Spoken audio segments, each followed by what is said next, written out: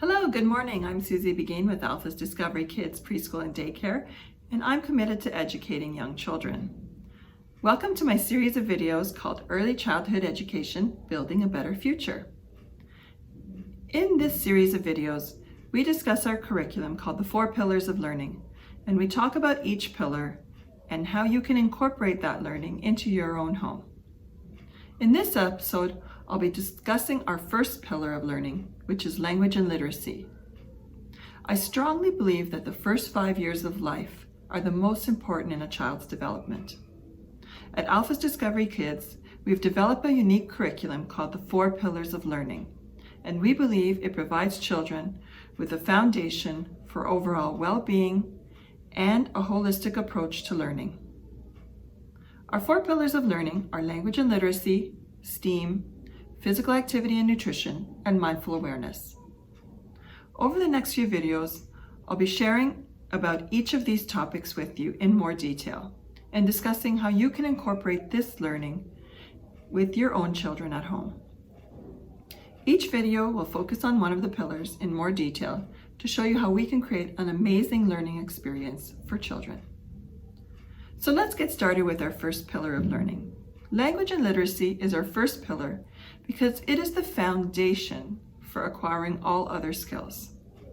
The ability to communicate effectively through both verbal and written communication is key to learning in all other subject areas and achieving academic success in those areas. Language and literacy go hand in hand, especially when working with young children. A child under 5 years old is at peak ability for learning, meaning a solid groundwork for language and literacy can be established at this time. As a person ages, we lose the ability to easily learn. But for young children, presenting language and literacy together is easy and natural because they're not differentiating between written language and verbal language the way adults do. It is all just learning how to communicate. So for the purposes of this video, I'll address each of these areas separately, and we'll start with language or verbal communication. The best way for children to learn to speak is to hear the language spoken. I have often heard parents say to me that their child's language and vocabulary explodes when they start daycare. The reason is because these children are listening to their teachers and peers speaking often, all day long.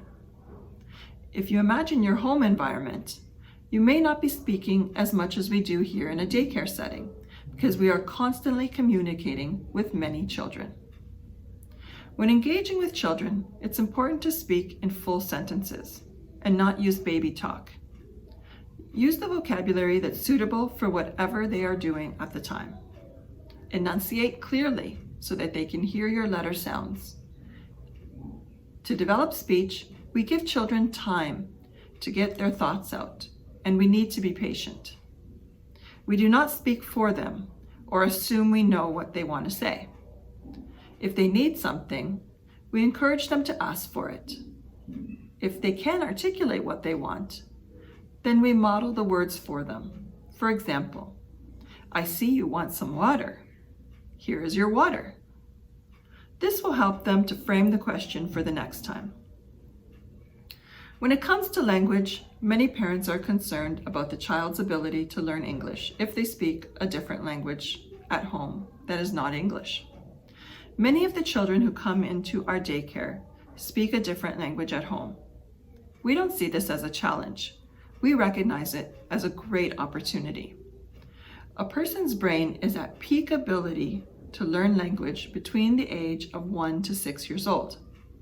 This is the perfect time for children to learn multiple languages.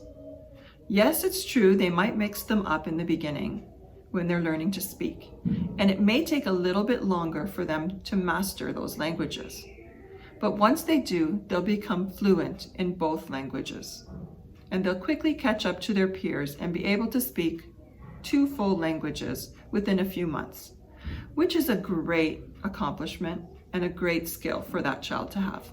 Children start to learn speech by saying one word and then eventually a 2-word phrase. You can easily increase your child's vocabulary by naming items around the house. If your child is pointing to something they want, say the word as you hand it to them. If they're pointing to the milk, ask them, "More milk?"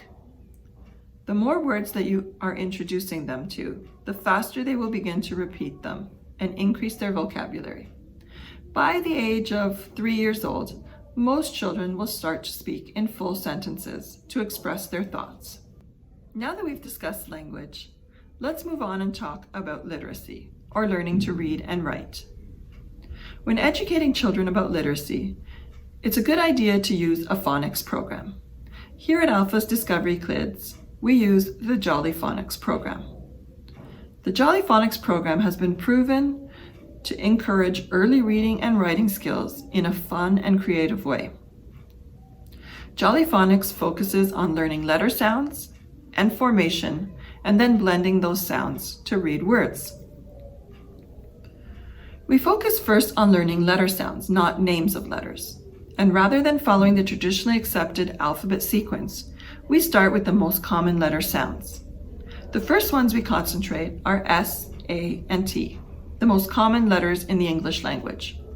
We sing songs to help develop association with the letter sounds, and then progress through the rest of the alphabet in a similar fashion. Once the sense of the letter sounds is developed, we learn the letter names. This approach encourages early reading, and early reading helps further develop language skills. Now, when it comes to reading, there are several ways to approach it. We use traditional storytelling here, where the adult reads to the child. However, we also make it interactive. The adult prompts the child with questions, like, "What do you think will happen next?" The children are encouraged to fully participate in the storytelling experience by asking questions and making statements related to the narrative and their understanding of it. This type of reading encourages reading comprehension, big picture thinking, and creativity. Another method we use here is to put the child in charge of the narrative.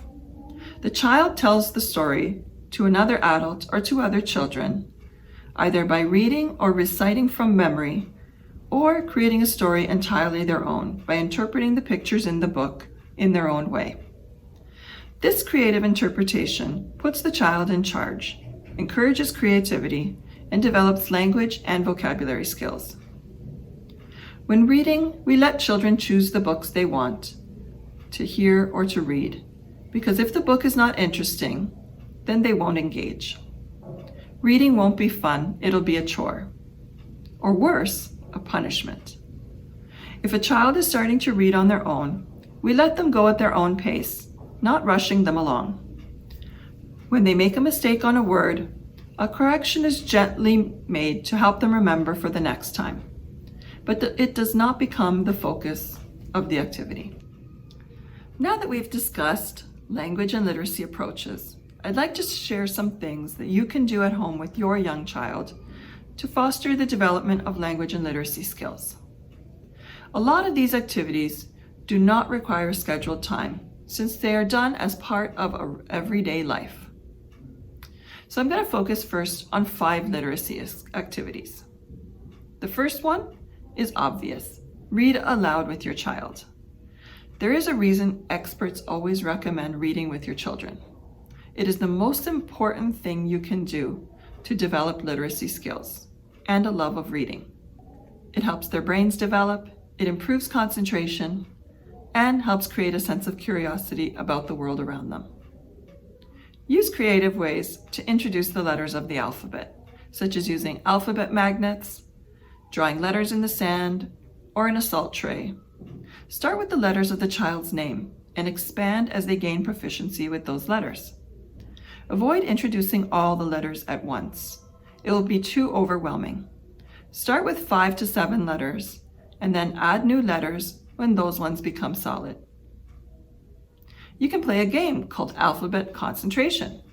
Write the upper and lowercase letters on index cards and create a deck of 52 cards.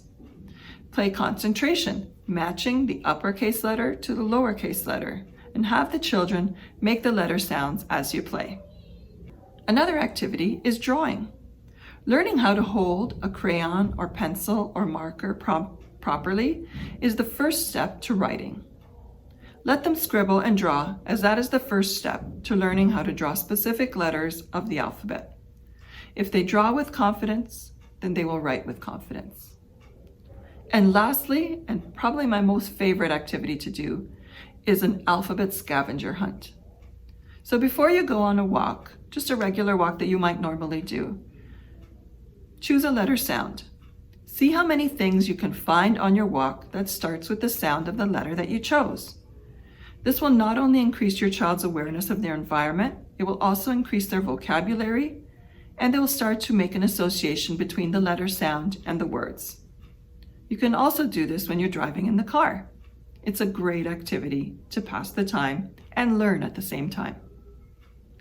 So next I'm going to talk about 5 language activities you can do at home to improve on that. The first one is pretty obvious. Talk with your child. As with reading to your children develops literacy skills, talking to your children is one of the most important things you can do to develop language skills. Children whose parents talk to them have large vocabularies and will use more advanced sentence structures. Use new words, for example, good, yummy, tasty, delicious, etc., to describe food. And ask if they understand and explain what the new word means. Narrating what you are doing as you are doing it is a great way to develop language skills. The next activity you can do is play a game of I Spy. It teaches children how to use language to describe the things in their environment. Depending on how you play, it develops a knowledge of colors, letter sounds, or mix it up and play it both ways. Another activity is to create stories using images. You can use picture cards, photographs, or images from magazines, and allow your children to create their own narrative. They will use the words to describe what is happening in the story.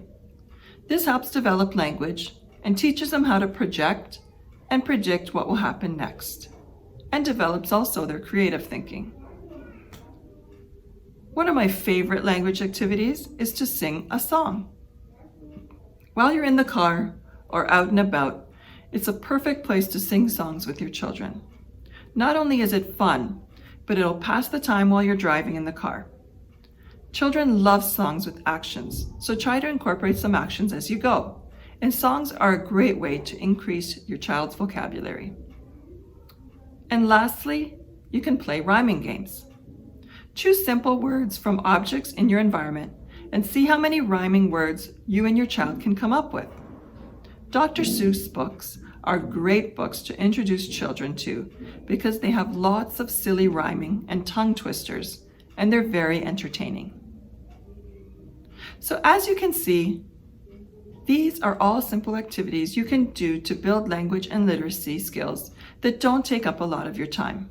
Some of them can be effortlessly incorporated into your everyday life. Older siblings and extended family members can easily participate in all of these activities. Remember, a child's brain is at peak ability to learn language between the age of 1 to 6 years old. So your efforts invested in developing your child's language and literacy skills now will pay off in their ability to communicate well in the future. Thanks so much for watching. If you have any questions, please feel free to contact us. You can message us on our website at www.alphasdiscoveryclub.com and head over to the contact page. Thanks again for watching and have a great day.